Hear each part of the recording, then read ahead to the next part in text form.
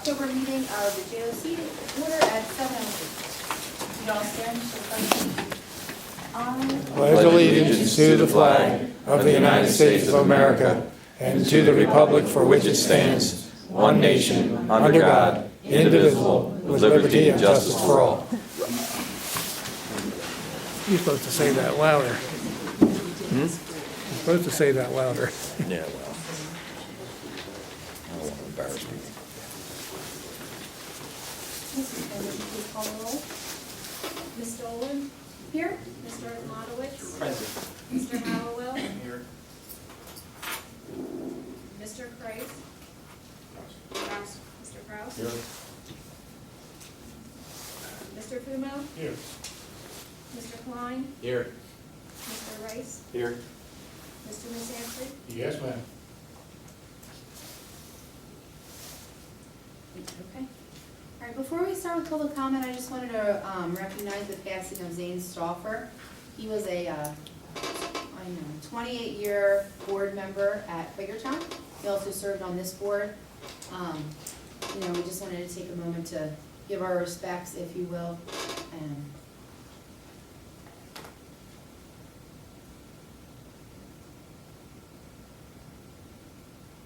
Thank you. He was very well respected, I know, by the Quakertown community and as well as here at the tech school. Does anyone else have anything to say, Mr. Stauffer's passing? Thank you. Thank you for that. With that, we will start with public comment. Are you sure?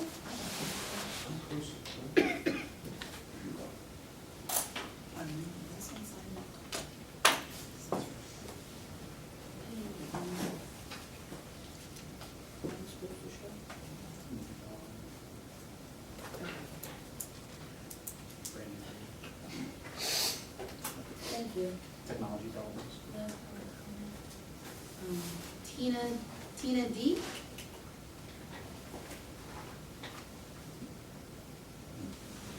From the Bucks County IU? That's me. No, I okay. didn't put myself on there, make a comment tonight. Okay. Is there any other public comment on agenda items before we start? Okay. With that, we'll move on. We did have an executive session prior to this meeting to discuss personnel.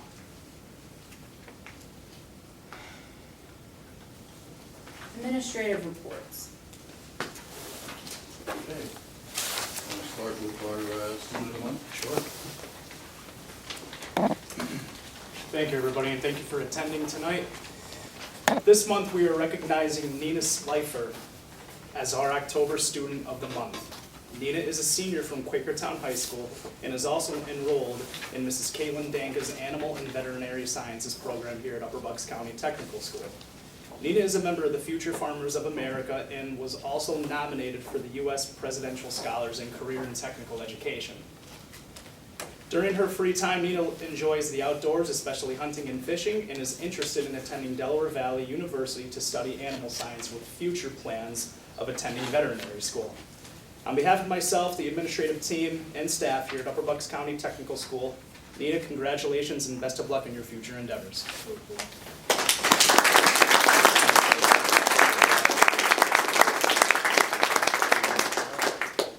And then this poster that will have post class results at the campus, so everybody sees who we are. Thank you. Great. Congratulations. Thank you.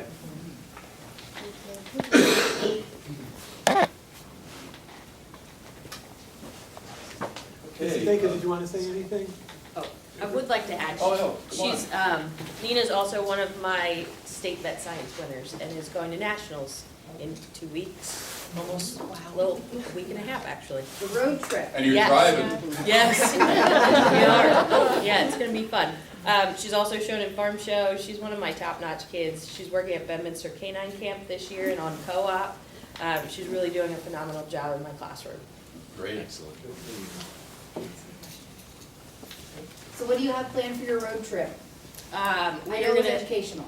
We're gonna go out to, Mrs. K, correct me, what is it, Flight 90? Flight 93 Memorial. Flight 93, we're gonna stop there to see that. We're gonna go to Fair Oaks Farm to check out a large-scale dairy. There's a couple of vet places out there that we're gonna check out while we're there. And then they have a concert and a rodeo to go to. It's something fun. There you go, that sounds Yeah. wonderful. Can I Thank go? you. If you drive. That's too long for me. Okay, so we started a few months ago, so we want to showcase this month the mechatronics program here at the Bucks County Technical School. Mr. Pizzante. Okay. It's my privilege and honor to introduce Mr. Passante, who's no stranger to the board and to the community at all. He's a graduate of Pennridge High School and Upper Bucks County Technical School, where he majored in electrical occupations. He received his undergraduate credentials from Temple University in education. His work experience includes 18 years of experience in the engineering, OEM, and manufacturing fields for companies such as Productivity Systems Group, Demco Automation, Air Products and Chemicals, Tyco Healthcare, and Accupack Incorporated. His educational work experiences include serving as the electromechanical engineering technician at LCTI for 10 years. During this time, Mr. Passante's program had students compete at the Skills USA Industrial Motor Controls Competition, resulting in 13 top 3 district finishes, 4 top 3 state finishes, and a 4th and 6th place nationally. Mr. Passante has assisted technical schools in setting up programs in both Pennsylvania and New York, particularly in regard to equipment selection and curriculum design. These schools include Technical College High School, Pickering Campus in Chester County, and the Board of Cooperative Educational Services in Oswego County. Mr. Passante has served as a subject matter expert for the NIMS, National Institute for Metalworking Skills, and the Association of Packaging and Processing Technologies to design and vet test questions for the respected skills assessments. He is a certified Siemens Level 1 instructor in their systems approach philosophy to intelligent machine troubleshooting. He also holds industrial certifications with the following organizations: NIMS, Packing Machinery Manufacturers Institute, Northampton Community College in the Programmable Logic Controllers and User Interfaces, and the Manufacturing Skills Council. He has consulted with the Urban Institute in Washington, D.C. to develop and vet a competency framework entitled Mechatronics Installer for a Registered Apprenticeship ONET code.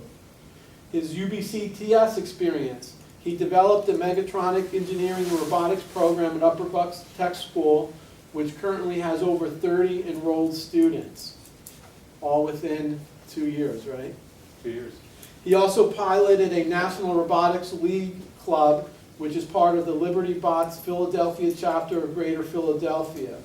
This past year, the club's league entry resulted in the first place finish out of 11 schools held at Montgomery County Community College. And right back there, I have 2 of my students that were on last year's club. Please stand up. Andrew Hockman, Josh Langenberg. Thank you.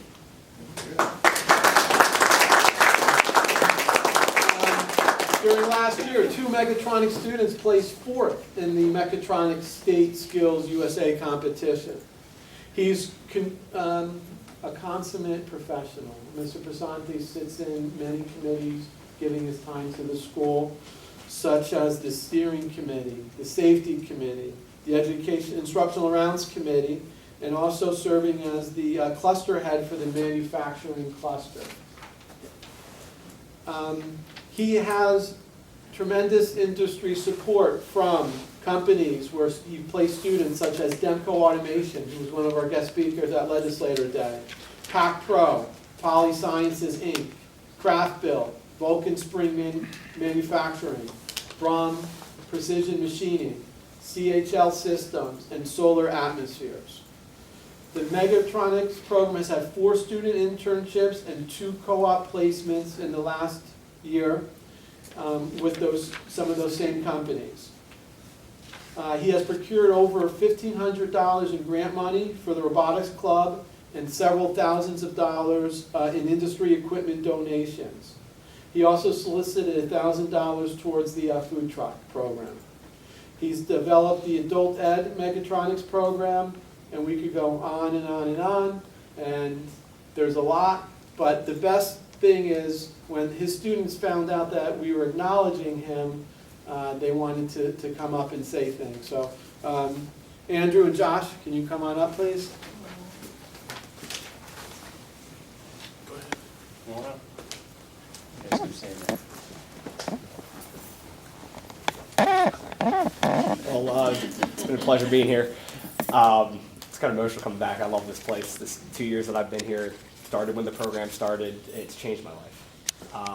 First course in college, I knew everything, and that's just a testament to how much he taught me. I have 3 possible job opportunities just as a high school graduate, not even graduating from college yet, and that it's just so many companies that want people from his program. They know of him, they know of the school, they know of the program, they know what he's done up at LCTI. They know that what he's producing is industry-ready graduates. And I'd like to thank him for changing my life. It's opened up so many job opportunities for me. So thank you. I'd like to add on to that, like with what Mr. Pasante has taught me into his class for my summertime internship this year. I've done 2 of them now. First one at Craft Built Manufacturing, the second one at Packaging Progressions. And this year, just from what he has taught me, I've learned so much more at Pack Pro, and I knew most of that because of him, and it's a lot of the information that I would have never known if it wasn't for Mr. Pasante. Thank you. Great.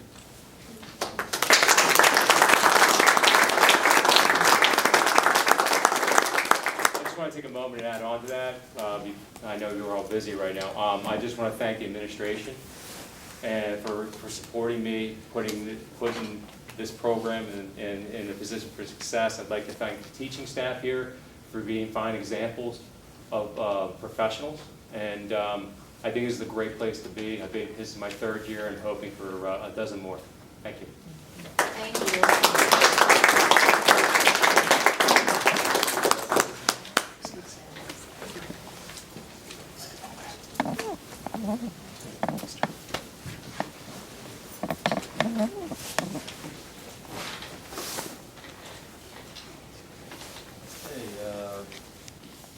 So we had a manufacturing day, October 4th, was a huge success. Legislative day, of course, was October 10th. Very busy day. We had Congressman Brian Fitzpatrick here. We had Representative Wendy Ullman. Representative Craig Stats was here. We had Commissioner Robert Lowry. We had Phil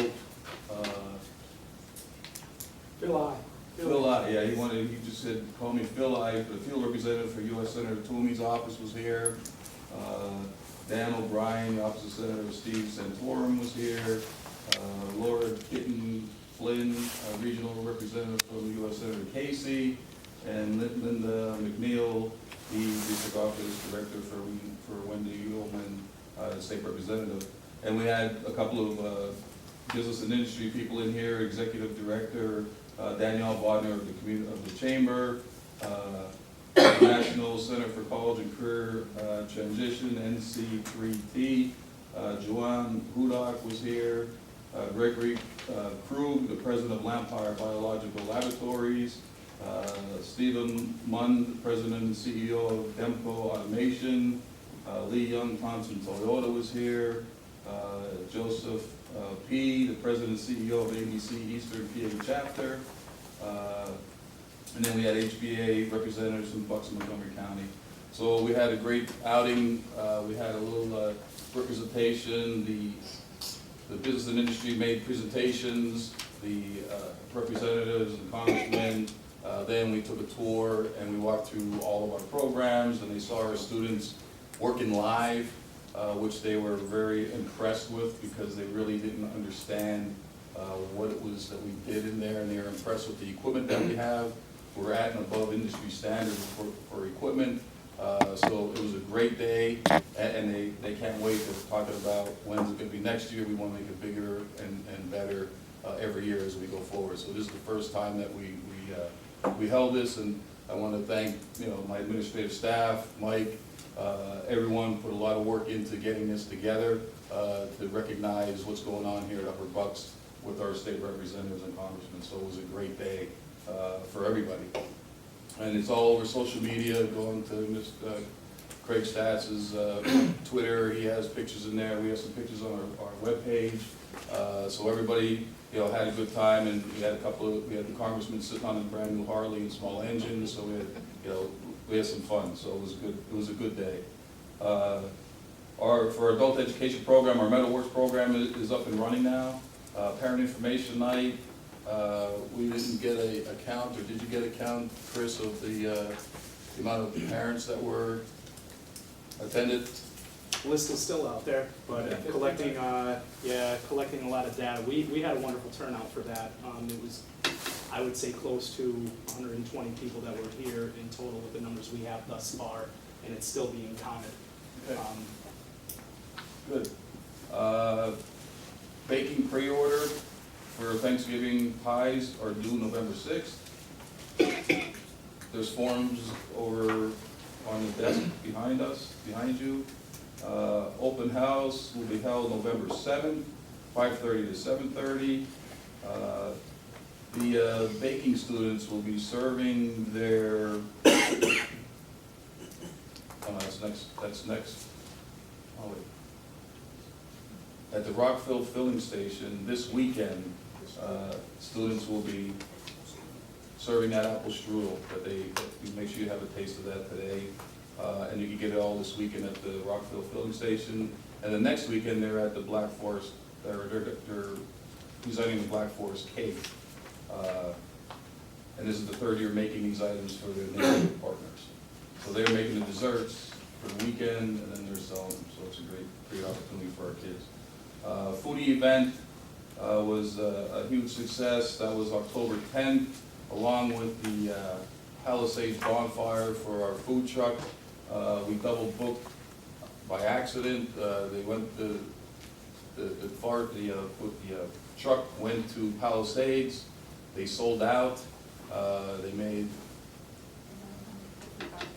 $1,155 that will go back into our student funding.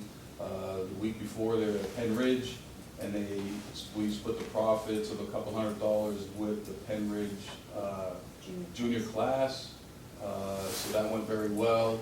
And I have to thank Tracy Cram and Caprice, Brian Hamler, and Nicole, Brian Hamler, and myself. We were all out at the foodie event October 10th at the Sands Chrysler Dodge dealership on 309. There were a couple hundred people there. They all know our truck is here, so now we're going to start getting calls. So it was a great last couple of weeks. And if you go on our webpage, there'll be a calendar of where our food truck will be next. It'll be at Richland Elementary on the 25th, which is tomorrow, or on tomorrow's the 17th, 18th. Tomorrow's the 18th. So it's going to be at Richland Elementary tomorrow, I believe, for the color run. And then it will be at Quakertown the following week at the football game. And then the following week it'll be showcased up at the Integrated Conference up at State College as a best practice for getting our students in the culinary and baking programs involved in entrepreneurial spirit, and they want us to present out there. And the Integrated Conference is a statewide conference of all career and technical education, best practices that are going on throughout the state of Pennsylvania. So it's a great honor to have, to present up there and have our students and our staff do the presentation. And donation report. We had a cash donation of $250 from Quakertown National Bank to our Skills USA Club. And we have a 1999 Chevrolet S10 pickup truck donated by Jamie Schoffer of estimated value of $1,500 for our automotive technology program, so they can take it apart and put it back together again. And I think that is it. And of course, the pie orders are on the table, so make sure you pick them up. Yeah. Oh, sure. I know that one of the things that had came up last year amounts to audits and stuff is when we have exchanges and stuff, one of the things that we weren't properly doing was taking paper receipts and documenting income within the different clubs and stuff. You know, obviously with the development of the food truck, I imagine we've worked all that out and everything's documented properly the way it should be to suffice our auditor and accountant's needs. Right. Like the donations and whatnot. Yeah, we, our technology person, we're working on trying to figure out a way to have our cash register with the tape wireless on our truck, and as well as we're going to start there, but then as well as a card that will go onto a device that we'll be able to read the card, so there won't be any money exchange at all. So we're trying all different avenues to get there.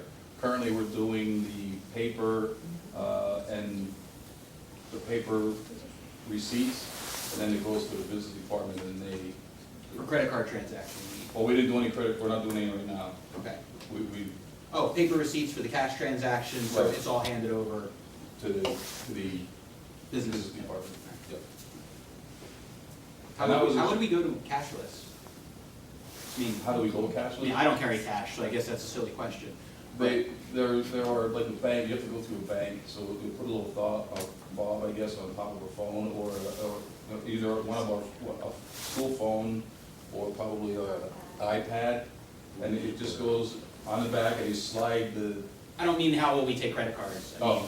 we're not gonna take any cash, I guess I should have asked. At one point, we wanna transition to no cash to Well, we're just hop- electronic documentation. we're hoping, but I think, a lot of I places, don't care anything about cash. yeah, a lot of people take cash, so we're gonna have both. We're gonna have our register, we're gonna have to register with tape that's gonna. But keep currently, track. we don't take plastic. Correct. Okay.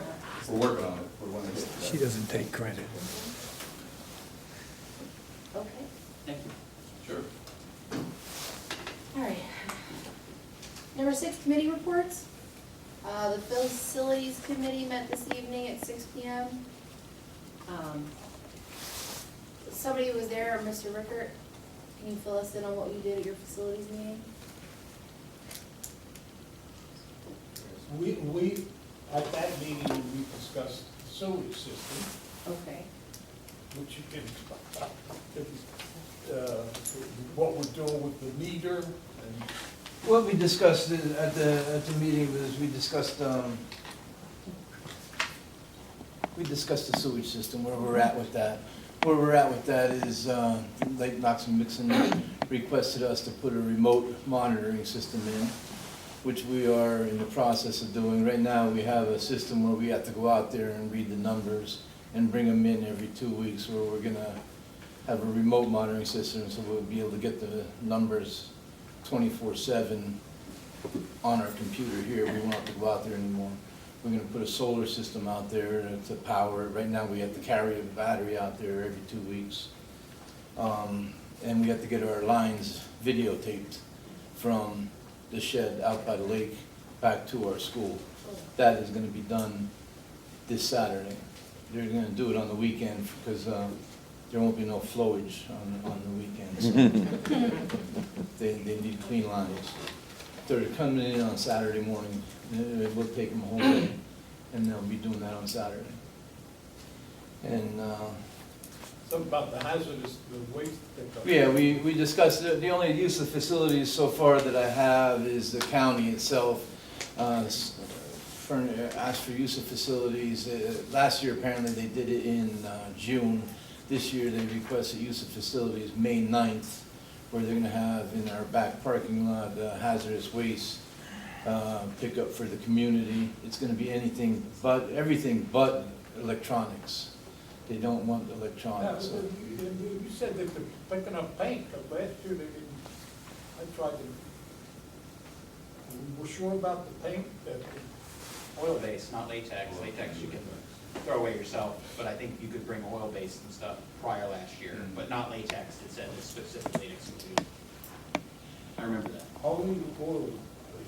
You know what, don't quote me on that, but I remember a specific exclusion for latex. I will find out the exactly what they're gonna accept that day. It'll be on May 9th. I'll find out exactly, because I know within our shops, we ask the shops to, we collect up all their waste oils and whatnot, and have them ready for that given day.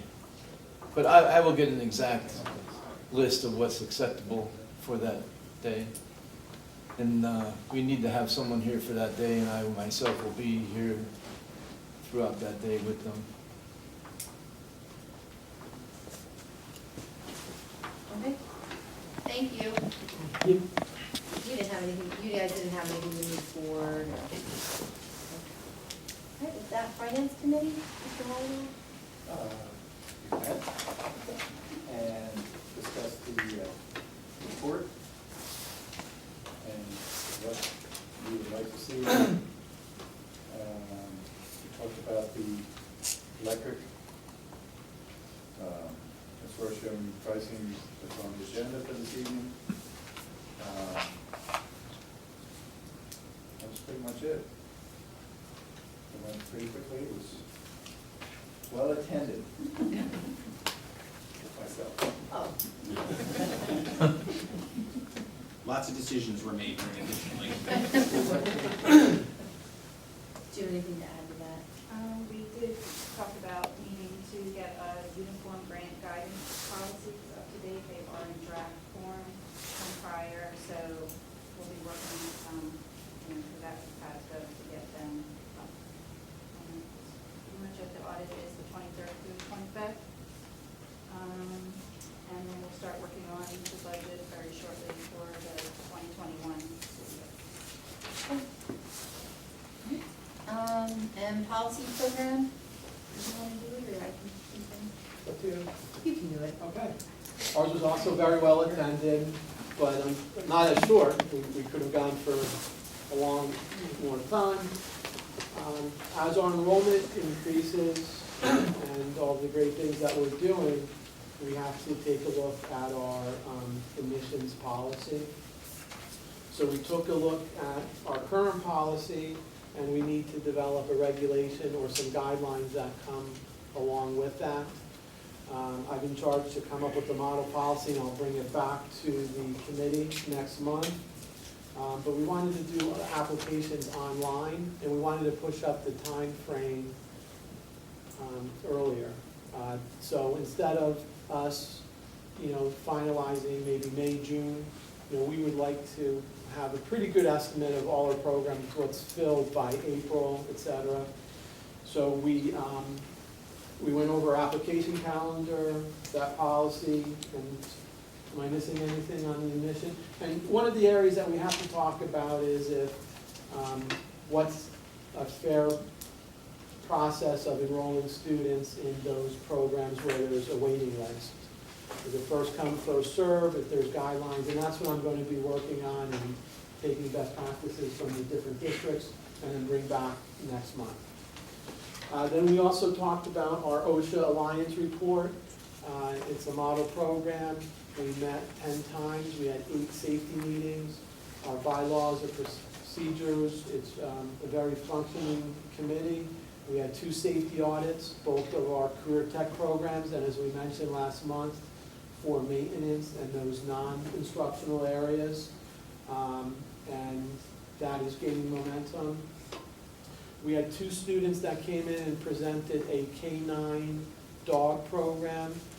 They are law enforcement students. They're looking to get pre-approval to have a dog from Charwell Kennels in conjunction with the Animal and Vet Science program, where they will keep the dog, train the dog during the day, have a rotation at night, have a vet responsible if we could get assurances that they'll be responsible for the overall well-being.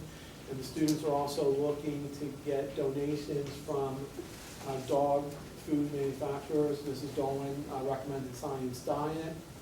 The two areas that Mr. Egmonowitz mentioned is just we want to make sure that all liabilities are taken care of, and the time frame. So we'll be working on that and putting that in motion. And the last topic was alumni engagement. On the website, we put in we haven't advertised it, but we have an alumni survey to see where all our great alumni, are they still there? Are. So they could keep track. We can ask them, for updates. We want to keep in touch with our alumni. We want to see if they want to come back as guest speakers, whether they have donations. Our long-term goal, which we talked about at the General Advisory Committee, is to create a UBCTS Hall of Fame. Some of the school districts have that. We're going to reach out to them based on the suggestion and begin to promote all the successful graduates that UBCTS has produced. And that's the gist of it. I don't know. No, I think you hit it all. Nancy, if I had anything to add. So we're going to be on to number 7, which is our agreement discussion. Back at our December meeting, our reorganization meeting, it came up that, I printed this all out.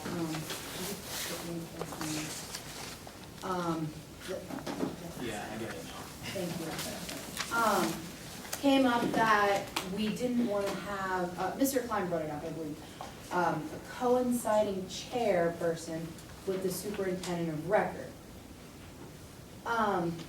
Nothing really came on that night, but now that we're 2 months from a reorganization, I wanted to bring that back up to the board. It would have to go back to our home schools to be voted on to change. I wanted to get the board's feeling on it this evening. I think it was a great idea, we just have to do it through the proper channel. This is something that Megan had made up, and this isn't something that you haven't seen before.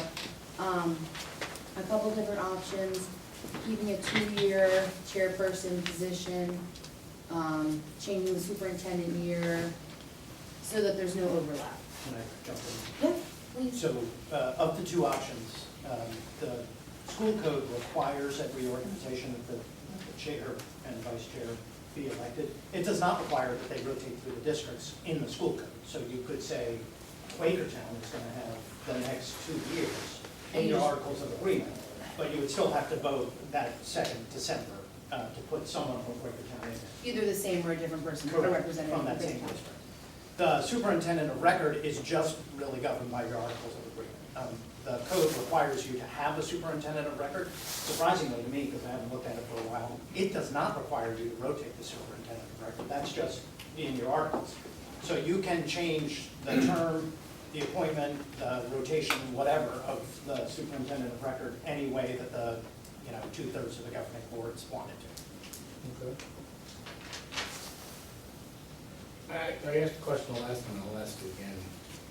I'm trying to figure out what the goal is, what the aim is. Is there a concern that again, I'm trying to figure out, because right now with the current calendar the way it is, every 2-year superintendent of record, if we're lucky enough to have them serve 2 years, because we've had in the past where superintendents have gone on and we've had to move people around. Mm-hmm. So those 2 years have been skewed. And with that, if you're changing out, as we haven't up to this point in time, the chairman every year, your superintendent of record is going to work with every school district's representative throughout their 2 years. 6 months, a year, 6 months. So I don't understand what we're doing all of this for. Maybe if I did, I'd be able to get behind it a little more, but I'm a little confused as to, and I was confused that night when we were good enough to get the color coding that I was able to see and make it a little clearer, but I still don't understand is there a concern, what's the aim, and I'm not, by the way, I'm not shunning you two, I just have to be, excuse my back. I just realized I have 2 guys behind, I'm like, oops, sorry. So again, maybe I'm the only one, maybe, but I don't understand what the end result is supposed to get us, and understand that if a superintendent retires, what happens then? Well, I would. Well, what I'm saying, let me preface that. In the past, when that's happened, and that superintendent of record coming up was the new guy or person, they've given that person a pass as they had enough work learning their home district to then be the superintendent of record up here, and they've moved that around. Again, it sounds like everything was above board as far as PBE is concerned. I guess there were some provisions in the articles of agreement. So again, I'll shut up there and ask, and try to get an answer on what that is. Sure.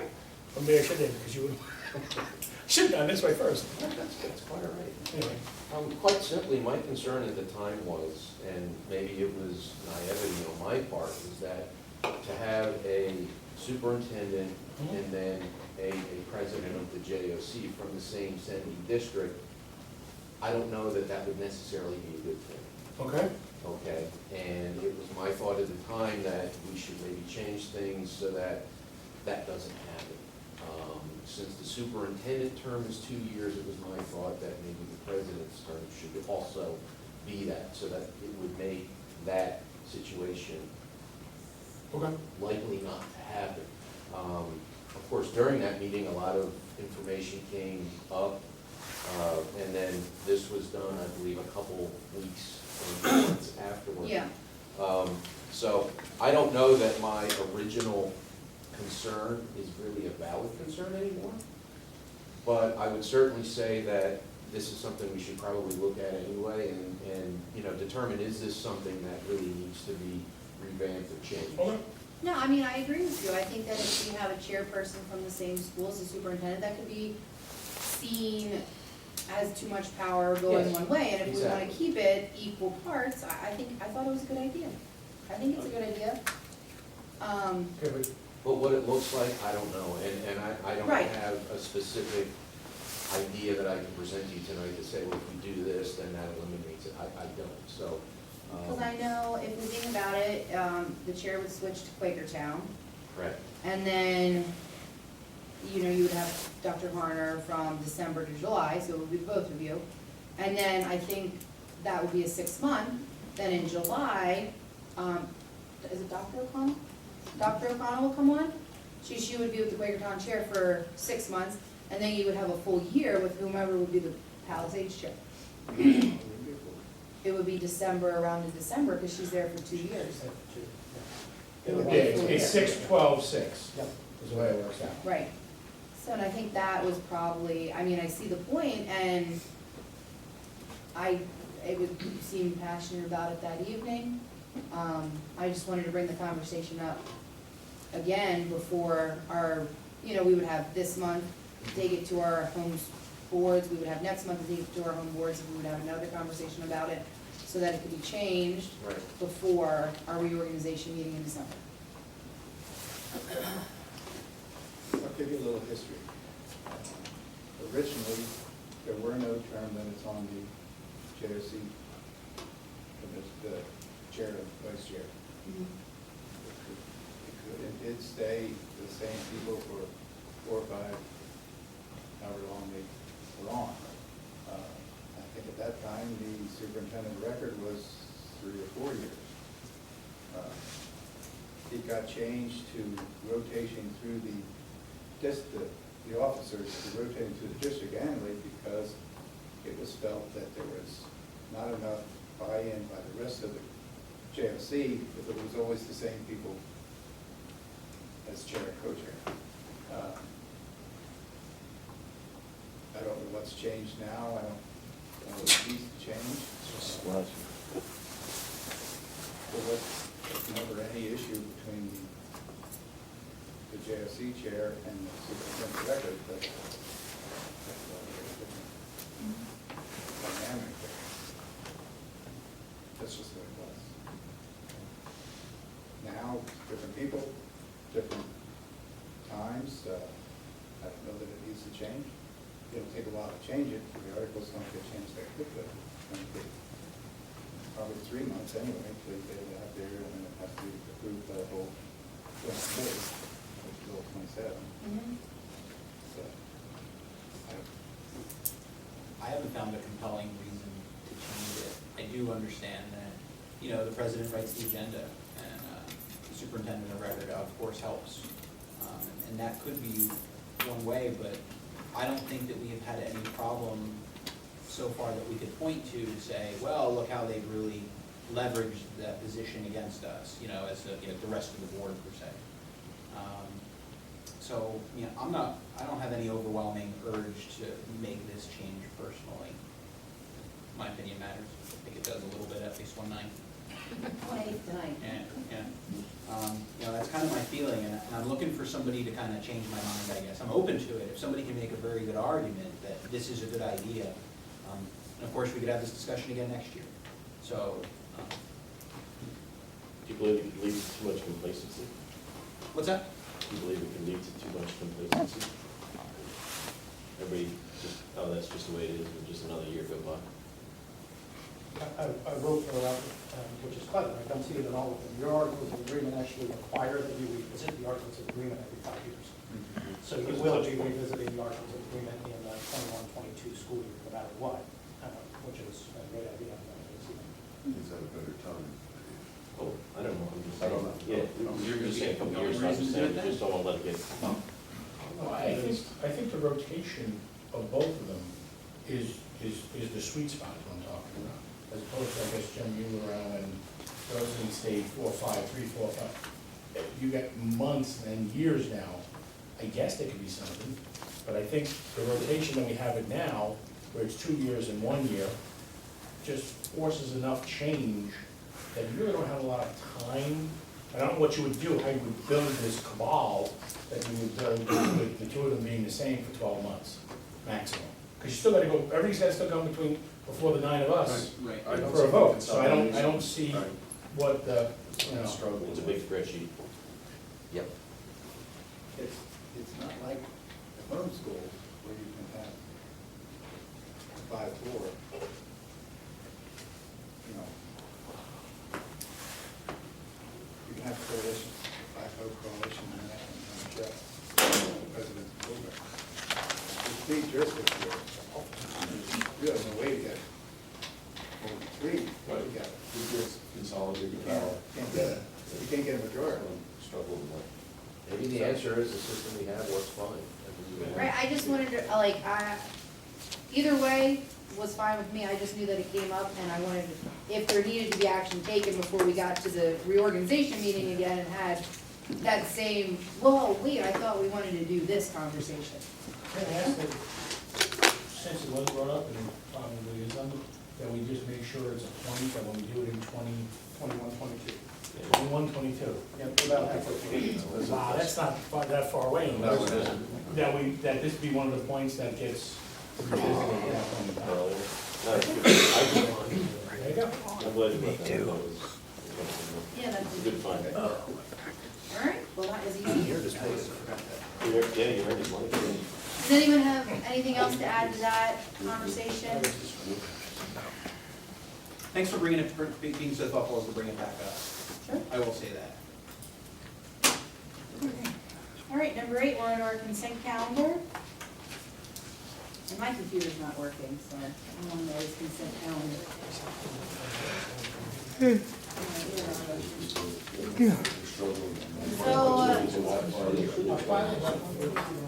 So we have,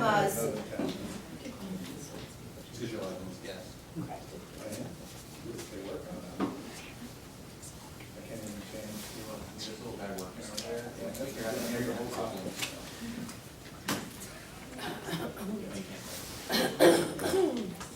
all right, so we have items A, September minutes, B, September financial reports, C, October bills payable, and D, personnel recommendations. Would anybody like to make the consent calendar? So moved. Thank you. Second. Thank you. Do we have comments or questions from board members? Oh, motion made by Mr. Masantri, seconded by Mr. Fuma. Comments or questions from board members? Seeing none, all those in favor? Aye. Opposed? Motion carries 8-0. Moving on to item 9. Farm show. I'm looking for a motion to approve up to 17 students to participate in the PA Farm Show at the PA Farm Show Complex, Harrisburg, PA, January 3rd, 2020 through January 7th, 2020. As recommended, paid by the student activity account, student lodging, 5 students, times 120, 4 nights, times 4 is $2,400, reimbursed by livestock. Student transportation, or no, livestock transportation, sorry, $600, reimbursed through grant funding awarded to FFA. Miscellaneous emergency supplies, $300, total cost to student activity, $3,300, paid by UBCTS, lodging for 3 staff members, rooms, 120 times 4 nights, $1,400, meals for 3 staff members, $58 a day, times 5, 3 people, $870, fuel tolls, parking, and other miscellaneous transportation costs for 3 vehicles, $600, substitutes for 2 staff members, 3 days, $110 a day, $660, substitutes for the school nurse, 20 times 8 is 160, times 3 is 480. Total cost to UBCTS, $4,050, for a maximum cost to student activities, UBCTS of $7,350. So moved. Second. That was a mouthful. Can you repeat that? Hard in the middle. Mr. Klein, seconded by Mr. I didn't. Mr. Rahmanovich. All right, comments or questions from board members? Are we okay on the budget? Are you gonna win? That was my question. Have as much fun as you had last year. What animals are you taking out this year? It's a What's that? What animals are you taking out this year? We have 6 purebred hogs, 5 goats, and then 6 crossbred sheep. Somebody told me you were taking lambs out sometime. Not this year, maybe next year. I love to reimburse the livestock, like, yeah, here's 6 goats. You know, they only have a one-way trip. We don't need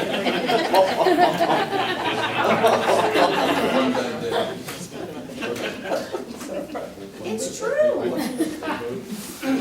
You win!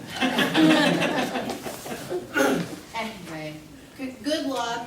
We look forward to seeing your results. All those in favor? Aye. Aye, opposed, motion carries 8-0. That's my favorite part. All right, item number 10, household hazardous waste collection. Looking for a motion to approve the use of UBCTS parking lot to the Bucks County Planning Commission for the household hazardous waste collection on May the 9th, 2020, pending the return of their certificate of insurance. So moved. Second. O'Connor. Did you get it? Moved by Mr. Fumo, seconded by Mr. Rice. Comments or questions from board members? Yep, this is something we do every year. All those in favor? Aye. Opposed? Household hazardous waste collection passes 8-0. Item number 11, out-of-state travel. Looking for a motion to approve Diana Penn to attend the American Culinary Federation Incorporated certification exam review in Kansas City on October 29th through November 1st, 2019. Trip paid for by American Culinary Federation Incorporated, cost to UBCTS is the substitute for 3 days, $330.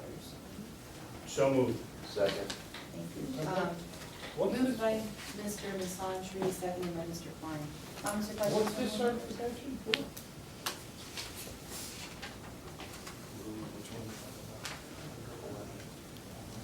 For Ms. Penn to go to the American Culinary Federation Incorporated.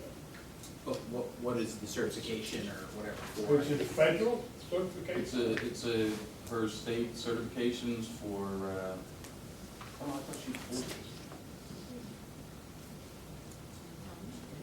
We're trying to get another certification in our baking program. And one of the certifications is the ACF certification. So she wants to go to, I believe, what is it, Kentucky? Kansas City, paid by the ACF Federation to go out there and look at the curriculum, look at the test, the review, and she wants to bring it back, hopefully, and be able to administer that certification, so our students will be walking out with another certification. It was not for her, then. No, it's a review to see if it's gonna be good enough to bring back, put our kids through. So she's window shopping. We're not she's not actually earning anything that she's gonna bring back here, that she's gonna be able to discriminate the education on and give out certificates. She's trying to decide if we wanna get this particular certification. We just got the email, Substitute, right? Yes. the ACF did not get back to her, so she asked to delete the agenda item. So we'll table it, and if she comes back then, You can do it either way.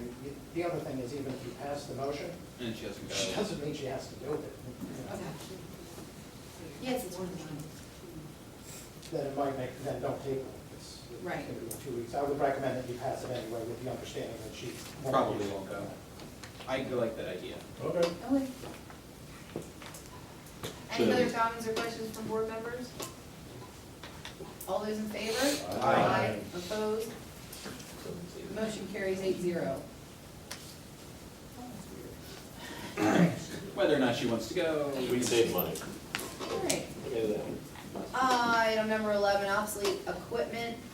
Well, looking for a motion to approve the designation. What? 12. I'm sorry, I was even looking at it. A motion to approve the designation of the equipment listed as obsolete and approval for its sale disposal, a 2001 Chrysler PT Cruiser. So moved. Second. Moved by Mr. Klein, seconded by Mr. Rice. Comments or questions from board members? It says it's a training vehicle and is broken beyond repair.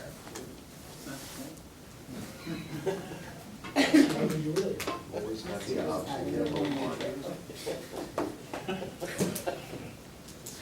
Any other comments or questions from board members about the PT Cruiser? All right, all those in favor? Aye. Opposed? Motion carries 8-0.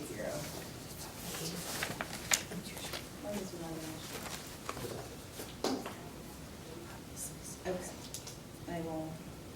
So right now, I'm looking for a motion to authorize the executive director to sign an electricity contract when our consultant Provident Energy Consulting obtains bid pricing for fiscal years 21 to 24. So moved. Second. Moved by Mr. Hollowell, seconded by Mr. Nissantri. But because this was added, I'm gonna open it up for public comment. Does anybody have public comment on the specific agenda item? No, on Okay. public comment though. That's coming next. All right, Yeah. sure. I'd be interested in knowing how much maybe green energy costs in addition to whatever they're gonna be giving us at the rock bottom lowest rate. I'd love to know what wind energy or some solar produced energy would cost in addition to what, whatever they were gonna show us, which I can guarantee you wasn't green energy. It was a last minute email that we received, and Teresa could talk about the So our kilowatt. our contract is coming up as of 2021 July with Constellation Energy that'll be expiring. So currently our price is 0.0326 per kilowatt hour. And they said it's going to be coming into about that same amount for the 21 to 24 year. So they have pricing going out to 10 suppliers, and we should have that information back early November. Then you have to sign it within a few days to get it, because I guess the markets go up and down. So, that's what that was to get. I still, I think green should be on the table. Absolutely, I'll look into solar one. I've been talking about a solar garage. I don't mean we need to put in our own panels. I mean, you can just buy green energy that they produce elsewhere, and, we subsidize it of sorts. Well, they should They should be working looking into that. That should be one of the alternatives, right? Would like to do it. It's, not interested in just the rock bottom, but responsible energy production would be nice. Not to be a pain. Lawyer. If the motion is to essentially Right. authorize him to sign the contract, he needs a parameter, right? So if it comes in higher, which it will, but not a lot higher, and the board would be interested in doing it, how will he know, right? Because we'll need to sign it before our next meeting. Yeah, so we'll have to have some way of authorizing him to go up the lowest. Do you want to say if it's within 2%? Or 15%, if the board's so interested, or whatever. What was our annual bill last year? Do you have any of that information? I do not know what the annual bill is. I had our current bill for this month was $11,462.50. I'll let him have. we're not in heating season. That's low bill, is what I'm getting at. And that- I would It's and- not bad, actually. See if we can get it within 5%. You know, that would be my, It's a steep number though. So is this now, but is this now to do it Responsible, always outside responsible. of the IU? This is the same place that the IU is using. Right, but if I remember correctly, the last bid they went out, the reason they got the rate they got was because it went through the There's a 9, bigger- 10, 11 Right. districts that were in part of that. We're doing the same thing again. So, That's a good question. my Do you know if point the being consortium is, has any? I don't know how much flexibility the Bucks County Technical School is gonna have in a consortium of 10, 11 districts. I'm just throwing it out there before we start figuring out 10%, 15%, whatever. I don't know if we're at that point right now. From my perspective, I say we go with the lowest at this point. To David's point, you know, with green responsible energy, I think that we should look at that in the future, but I think for this instance, let's go with the lowest. this is for the future, just for the record. No, I understand. It's 3 years. But we have to make a decision quickly. So, Right. This is the, I wish this is it gonna wasn't happen added. different, like, 4 years from now when it's time to renew, are they gonna get more than 2 weeks' notice? When is it gonna be? Well, it gives us 4 years to investigate green energy sources, what the cost differences are, even bring it to the consortium of the IU and see if other schools are interested in doing it. Before Jeff would sign this, would this go to you, sir, for review of the contract? You took this on the contract, Bill. Yeah. So yes, Well, I know somebody said that it needs to be signed within like 3-4 days, it does. and so that'll be fine, like solicitor reviewed. Yeah, And between then us and them. would we approve that rate once we're, like, after the paperwork was submitted at our next meeting? No, you are essentially, having already decided to participate in the consortium, this motion essentially just says whatever the best rate is you get through that consortium. We're authorizing, solicitor review of the contract and then the executive director to sign. To your point, so that we don't spend too much time on this, and I hate to throw out the idea, if it's not even an option, it doesn't matter, right? We can ask them Okay, to yeah, add. yeah, I would love Right. for you to at least say that it was suggested that we Right. have a green option. Or even to ask the consortium to explore that to be one of the parameters that they, for future. Correct. sending it out. And that was my point. Yeah. What were you gonna say? And then if it is already in there, which I doubt, but if it is, then I'll contact the chair and we can talk about that with everybody. Awesome. Yeah. I would, yes, I'm fine with that. I don't want to agree. Thank you all. Any other comments or questions from board members? Seeing none, all those in favor? Aye. Opposed? Motion carries 8-0. And with that, we are at number 14, recognitions and comments from the audience general. The only person I have signed up for this comment period is Brian Moser. I'm good. You're good? All right. If you want me to, Mr. Linden? Thank you. I recognize the school has made great progress in improving its skills and agendas and such. It's teaching 21st century topics today. That's wonderful. And you've made great progress in interfacing with local business and informing them of your capabilities and what the students' capabilities are. I'm concerned about bringing more industry into the area. And particularly, I'm addressing the Pennridge School District and its issue with the Pennridge Airport and the development there. I urge the Pennridge School District to keep negotiating with the Pennridge Airport on the LERTA subject so that we can have that wonderful blue and white building occupied with high-tech jobs that the students from this school can attend or take And that's what my concern is. You're graduating great students. Now are they going to move out of the district? They need to stay in the district. We need to have more industry. That's my comment. Thank you, Mr. Linden. Any other public comment? Yes, ma'am. I'm Sandy Hendricks. My daughter is a senior at Palisades. And I just wanted to say, probably most of you know that she was in the landscape program that was curtailed. And thankfully, she has started with a career internship at Brahms. She's Brahms Nursery on 313, excuse me. And she loves it. It's a very positive experience, and I'm thankful for that. But I just ask that, you know, in this day and age, we're very focused on mental health and, you know, just children's emotional stability. And I don't know the easy answer for curtailing a program, but I can tell you that I was greatly disappointed with the way the program was curtailed. And my daughter, I know Nancy knows her, most of the people that know her, she's a very easygoing young lady, very happy-go-lucky.